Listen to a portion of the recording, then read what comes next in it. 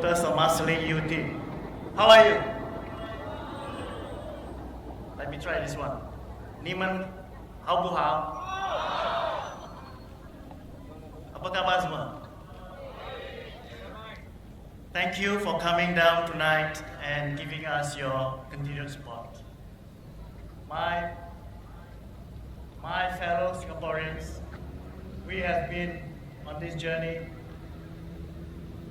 of nation building for 50 years.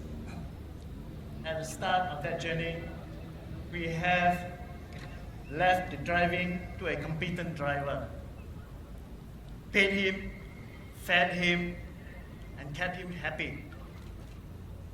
We even allowed him to increase his salary in the name of improved productivity. As years passed, we realized that our daily route has been changed. The ride got a little rougher, a reminder was given, and the driver cried and asked for forgiveness. He even promised to improve his work and smoothen the ride. 5 years down, the same driver again failed to improve. In addition, he has begun to control our calendar, our life as a whole. Sound familiar?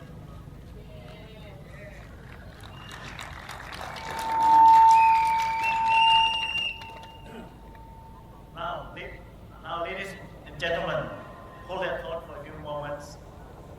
Now I'll bring you back to the current day that we Singaporeans are in right now. We have given the PAP our votes for 50 years and left all the planning to them and hoped that they will look after our affairs and our hopes, our children's hope and future.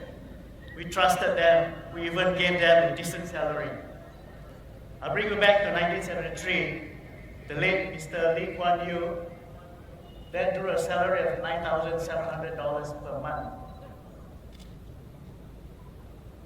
That will be about 120,000 in 1 year. In a span of 40 years, the current PM is drawing a salary of 2.2 million per year, not including allowances as an MP of 192,000 and CPF contributions. I ask you, what justifies this exorbitant amount when the real development of our infrastructure, our trade links, and the Singapore brand name was accomplished in the first 3 decades? Even this $1 million salary doesn't seem to satisfy the PAP MPs and ministers. And recently complaining that they have not had a salary raise for the last 3 years. Shall we look into what makes the minister's salary package?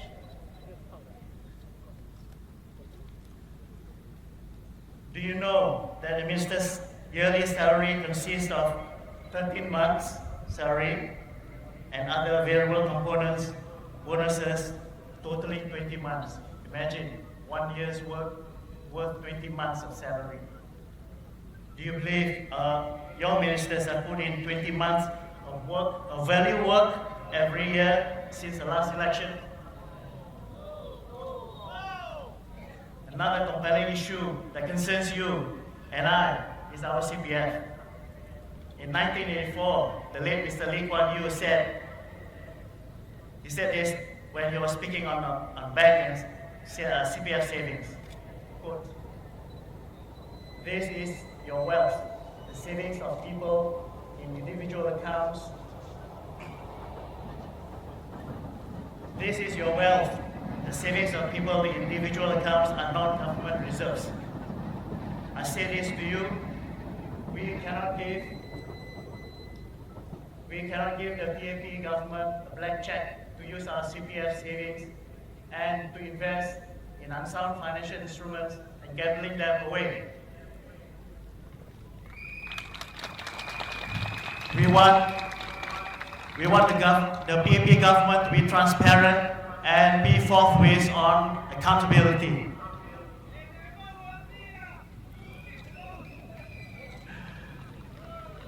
Where is the control? Where's the check and balance? Do we have to say, or do we have a say in this? Are we consulted on how the monies were used for? On another angle, it is unethical to lock away our CPF monies by way of minimum sum and raising the withdrawal age to 65. How many of you here have reached 55 years? How many? A lot. I'm 55 this year. I know how you feel. We are in the same boat. The CPF is our hard-earned money, and the PAP government cannot rule out our lives and tell us how and when we can use our retirement fund.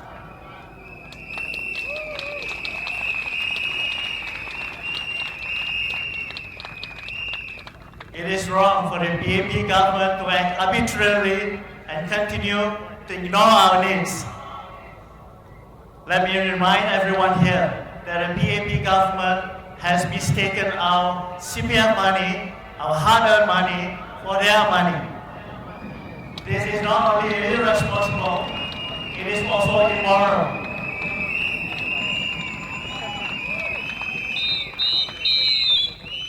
Many of our older folks, uncles and aunties, we met during our walkabout, said that they are disappointed, disillusioned with the CPF situation.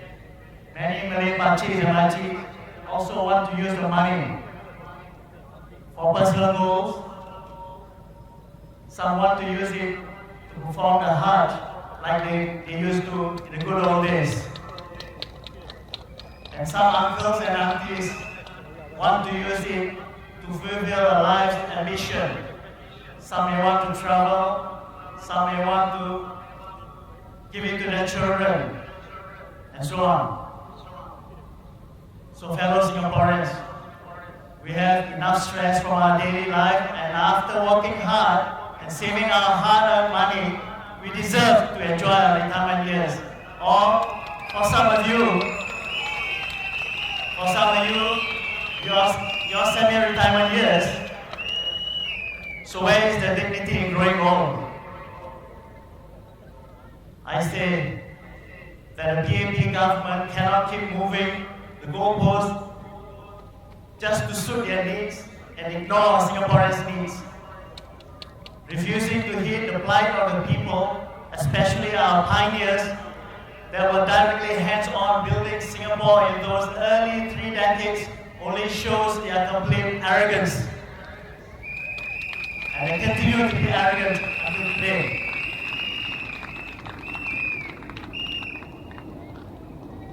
Let me conclude by saying this.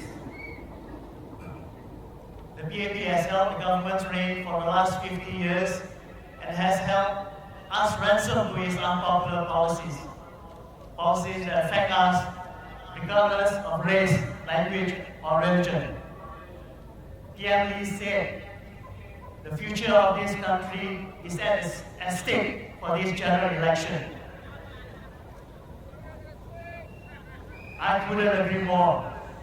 The SDP couldn't agree more. And I believe you couldn't agree more.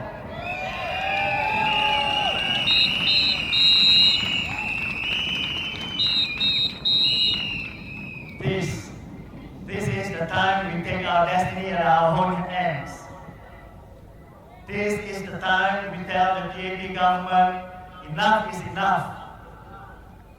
This is the time we say we want change.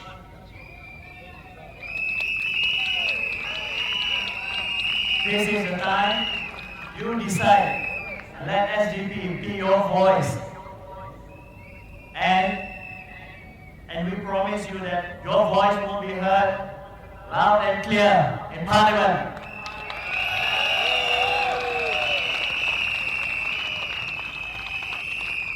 My fellow Singaporeans, this Friday is an auspicious day. Let's hold hands and clear our doubts and fears. We must have the conviction to take our destiny in our own hands.